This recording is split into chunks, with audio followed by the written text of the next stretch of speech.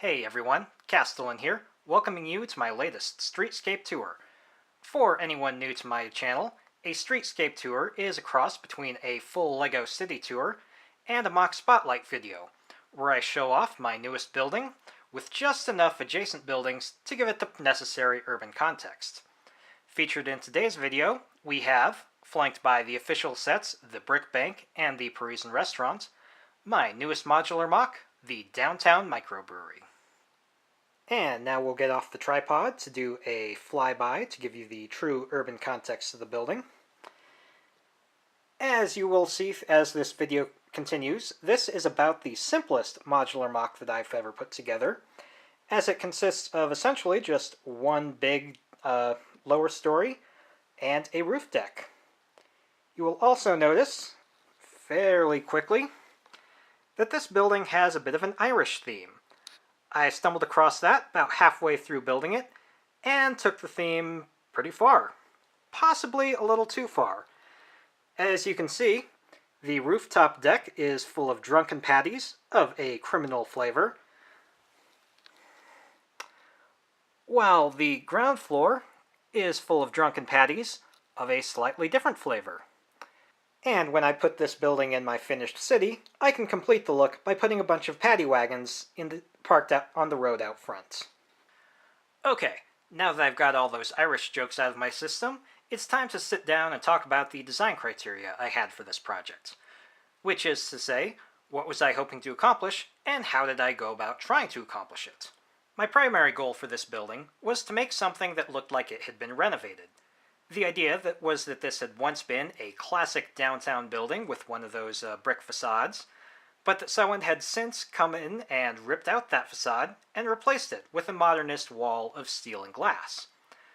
I at least sort of got the steel and glass part to work, and I'm rather proud of the snot-style steel trim. I also wanted the building with front and back glazing, with sufficient backlighting that you can actually see the minifigs through the windows, even without taking off the roof plates or anything.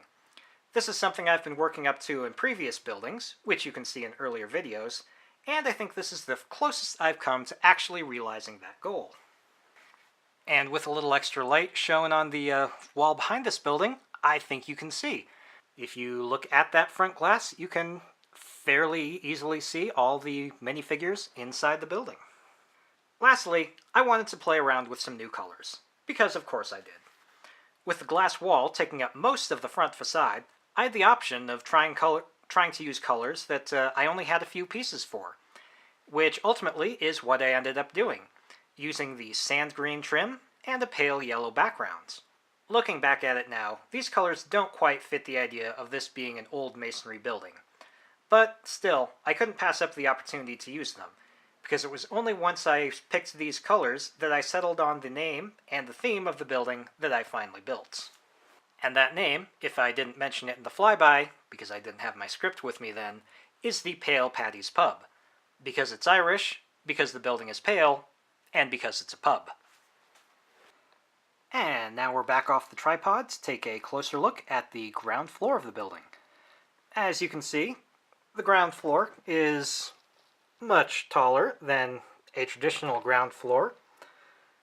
It is more like a two-story space, much like you see in the brick bank there. On the facade, we've got our two colors arrayed in a patchwork typical brick fashion, with green for the corner trim and yellow for just the field. You can see the big glass facade with what I was intended to be steel frame, built with some snot techniques. On the sidewalk, we've got some greenery to match the steel facade, or to match the glass areas. The other thing to notice is, behind that minifigure, we have a brick-built sliding glass door.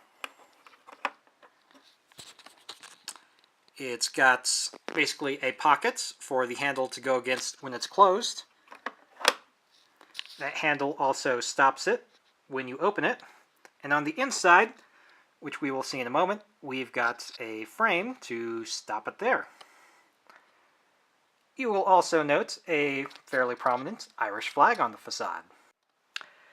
Now, looking at that front facade from a reverse angle, we can see a bit more of that steel frame I was talking about, as well as a whole bunch of Irish flags built on the wall.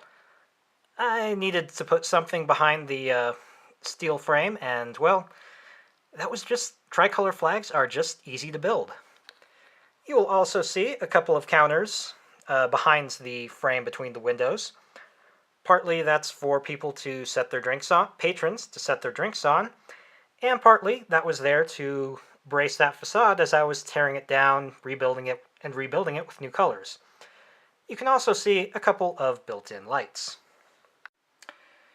The most prominent feature of the interior of the building, and of course the feature that made me decide to actually build a microbrewery, are of course the vats where the brewing takes place. I did this mostly because I had the parts and couldn't think of anything better to do with them. I put the 3 vats on a little bit of a platform, and then have them all piped together to the wall, and potentially straight to the tap. Here is a detail of that tap, which I am kind of proud of. You've got the actual beer nozzles, a little place for excess beer to drain in, and you can sort of see some drawers down below there. Next to that, you've got a counter with a cash register for the waitress, or bartenderess. And on the other side, we've got a pair of kegs. Naturally, this bar also contains a bathroom built beneath the stairs, which is furnished, even if you can't actually see it. The other feature to note about the bathroom is the brick-built door, which I built mostly just because it was a way that I could use 2 minifigure bases. I really need to find a way to use more of those because I have way too many of them lying around. And here's an overview of some of the windows in the back of the building, which give me that backlight which I was trying to discuss earlier. And before we move on, let's take a moment to laugh at this poor crook at the bottom of the stairs, who apparently didn't realize that an Irish bar not only caters to the Irish miscreants, but also Irish police officers of all types. Well, if he's smart, maybe he'll escape out the back door before anyone notices him. And now we're going to take a look at the second story of the building, which, as you can see, consists of mostly an exterior rooftop deck. We do have a little bit of interior space, which is essentially just the stairs and then the kitchen. Compared to any previous kitchens of mine, I did put a fair bit of effort into this one. Starting from one side, you can see we have a bit of a sink with a drawer beneath it, some open counter, some upper cabinets, and then a cooktop range with a vent above it, which I'm rather happy with how the vent turned out. Looks fancy and the sort of thing you might see in a restaurant. We've got a divider with some controls, and then on the other side of that divider, we have another hood and a kettle where we've got a whole lot of sausages being boiled up. First, we have this because sausages are good bar food, and second, because nothing says Irish cuisine like throwing everything in a pot and boiling it for 17.5 hours straight. The kitchen is really only delineated by a single divider in the usual Irish colors, and on the other side of that divider, we have the stairs and the door to the exterior. And speaking of that exterior, let's take a look at it. We've got a ledge pretty much all the way around it, and then periodically we have some built-in tables, more ledges, more tables, more ledges and tables. And in the back corner here, we've got a raised portion over the stairs, which was sort of there for headroom, but mostly there just to add, well, another point of interest in the deck. And here's a spotlight on some of those construction details. In the corners, we've got some masonry coming up, just to help lock things in place.